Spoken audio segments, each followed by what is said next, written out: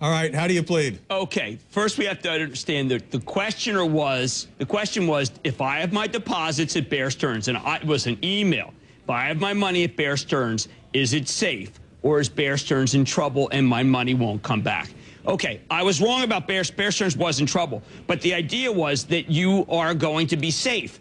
Later that week, I said that Bear Stearns was worthless at 37. Why would I say that the stock is worthless if I was recommending it? What mattered is that, unbelievably, the Federal Reserve did guarantee your investment over the weekend. So there are two issues here. Was your money safe at Bear? And that was right. And anyone who thought they should pull it out was no, no, no. But I said the common stock was worthless, so I don't know. I mean, a lot of professionals thought it was a good call. A lot of people shorted Bear off of my call. As you know, Ellie, you live by the soundbite, you die by the soundbite, though. Yeah, you do, and the Bear came unraveled faster than most people would have suspected. In fact, it created a move by the Fed on Sunday night that is unprecedented. I mean, we haven't seen the Fed do something on a weekend in more than 20 years. It might even be longer than that. Right. So it did catch a lot of people off guard. Credit crunch. I think the media often takes its cue from people in responsible positions.